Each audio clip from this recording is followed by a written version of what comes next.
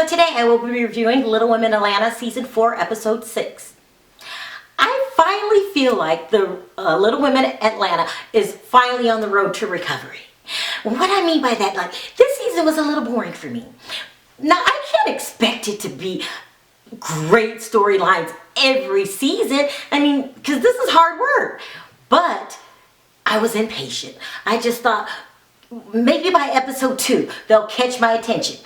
No, they did not. It had to find its legs, and they had to stumble up onto a good storyline worth watching. And they finally did it. Last night was the beginning of resuscitation, in my opinion, for the Little Women Atlanta. So let's start off.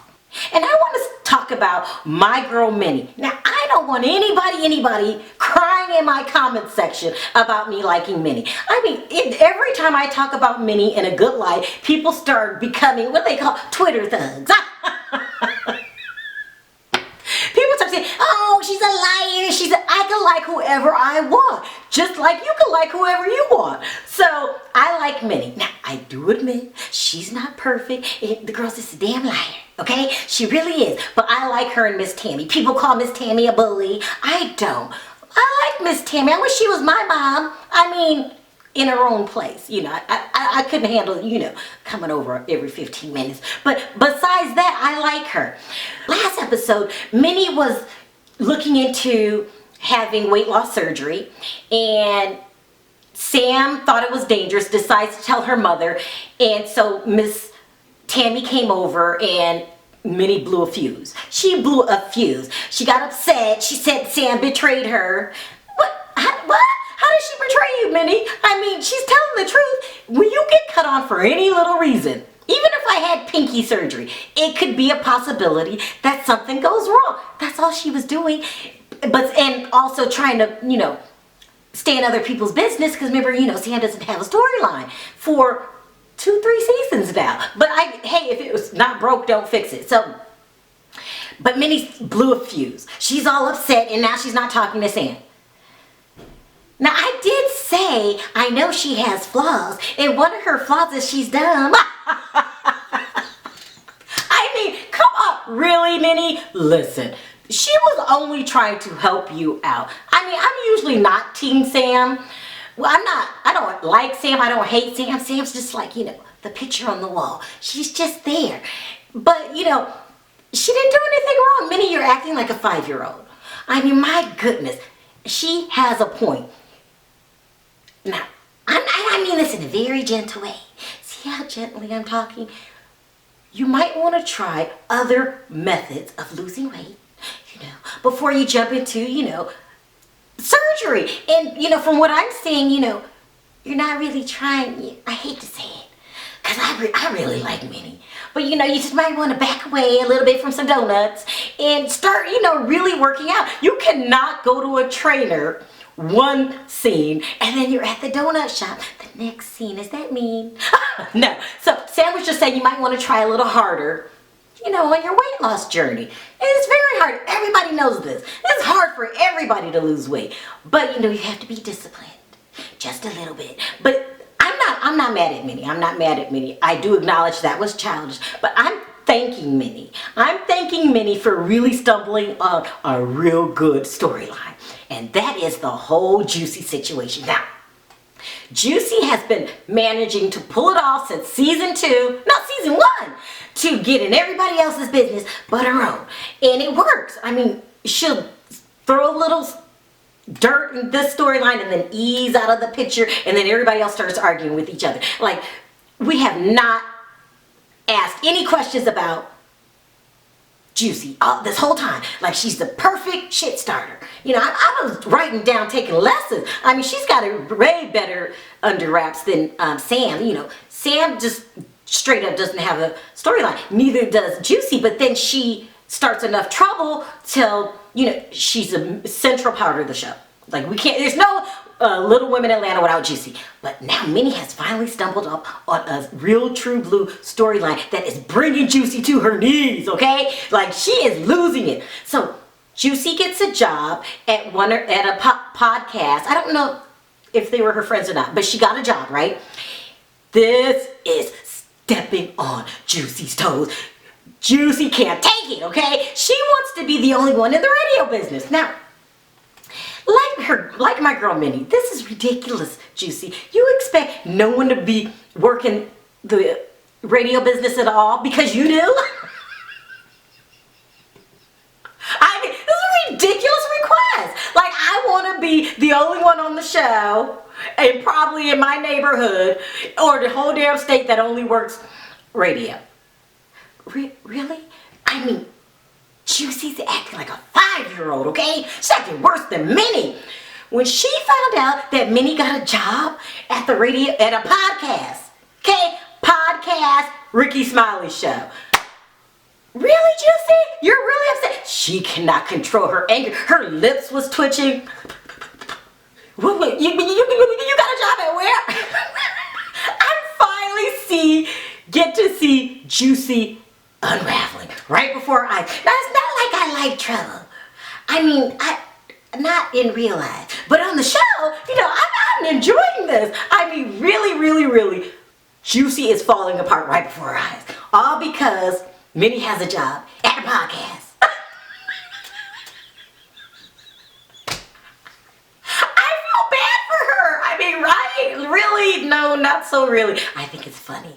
Did I tell you Minnie wasn't the only one with problems? I think it's hilarious. She cannot take it. What do you think that she's gonna blow up? What? I mean, Juicy. And this is not for, in my opinion, a storyline. Like, she is really rattled. I mean, she already had Minnie banned from the Ricky Smiley Show. Have you noticed? She is not making any more appearances on the Ricky Smiley Show. Juicy! I mean, envy's not a good look. I mean, in real life, this is great storyline here. I was wondering what season was it going to take, how many seasons before you showed some real emotions and that you were the victim and not the, predator. So it's kind of funny, just a little bit. But, she can't take it. I mean, I can't wait to see how she's going to react. She's going to do something crazy. She's going to do something crazy. Now, this next storyline really softened my heart because I always liked Chris. Remember, I call him Crazy Chris in a loving way. I love Crazy Chris. And people was like, oh, he's horrible. He's a bad guy. He left her. I don't know what it is. I just liked him. But he's turning into a good guy. I have to call Crazy Chris Responsible Chris now. He's looking for a job. He went to the interview, had a little, button-up shirt on. I'm proud of Chris. He's trying to be a better person. I'm so proud of him. Like, he went to do a job interview. He didn't get the job because, when he said he was a felon, most people make a sudden judgment right then. It's almost like a trap. Like, once you become a felon, no one's going to hire you. And if no one's going to hire you, you're not going to have a job. If you don't have a job, you're most likely to go back into the system. So Chris is trying his hardest to break the cycle. It's not easy. It's not easy. It really isn't. I mean, but probably when you were stealing that car, no one told you, you're going to ruin the rest of your life. Or maybe at the time you didn't care. No one told you, if you steal this car, this is going to be the worst mistake of your life. And it's going to affect you for decades to come. Poor Chris, but he is trying. But he did manage to get a part-time job from the guy he hired to come build a ramp for Drea, because, it's easier for her to get around. And the guy offered him part-time work. I'm proud of you, Chris. I mean, I told you guys all along, Crazy Chris isn't that bad. I mean, not now. So we just need to keep him on track. Let's move on. Next, there was Money. Money threw Moreland a surprise party for his birthday. Now, that's on the surface. She's not fooling me. Listen, Money is trying to get Moreland in the bed so she can get pregnant, okay? So she planned a surprise party in which she comes out and she does this really sexy dance.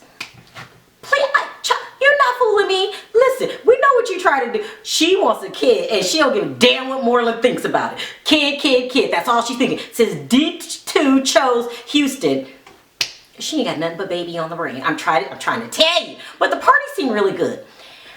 One of the weird things about the party, though, was Sam. Okay. okay? Now I know Sam said that she's got to get used to wearing wigs, because her hair is thinning. And then she's got to find a look that works for her. But I don't know about the Gloria Swanson look. she came looking like Gloria Swanson. A braless Gloria Swanson, I might add. Then I don't like this look, Sam. I mean, can you try on another wig? This is not going to work. You look like a flapper or a flipper. You know the girls from the old days. What the hell was she wearing? What? The whole look was not working for me. I'm not trying to be petty, but I mean, it was like really, really hard for me to watch. I mean, even I didn't give a damn about the arguing that she was doing with Minnie. I kept looking at that flapper, braless dress she had on. I mean, come on. I don't know if you guys noticed. They had to film around the chest area because she had a real life nipple gate going on. Sam, no. I'm going to give you a couple more episodes to find a new look. But this, in my opinion, it's just my opinion, people, okay? You might like the whole Gloria Swanson thing. I'm just not into it, I just actually really hate it. But please choose a different look. I mean, come on, Sam. Your storyline can't be you can't find a decent outfit. So since Sam's trying to find her way in life, from clothes to wigs to storylines, I was pretty proud of her for standing up to Minnie, telling Minnie, you're acting like a third grader. No, I might even be like a 1-year-old. She's acting like a 1-year-old. I was proud for her from that. And she's got to start developing her own storylines because, the whole Tanya thing is not going to work out. I mean, how long are you just going to ride Tanya's coattail? But I understand why you're riding Tanya's coattail. I'm riding Tanya's coattail. Tanya has a mean pimp game. Like, she is just the best female pimp on television. Okay, because all she does, and I don't know how she's doing it. I've been studying and I haven't got to the bottom line yet. All she does is get other people to do her dirty work for her. I mean, it's a mean game. All she has to do is just like smile and men fall all over her. I mean, please. Now, let's just talk about the game she's got going. Now, Juicy made fun of it last week, but it's really true. She's got 2 men fawning for her attention. She's got the no good, irresponsible Nico. No offense, Nico. I know you're trying to be a better father. I mean, at least you're saying you're trying.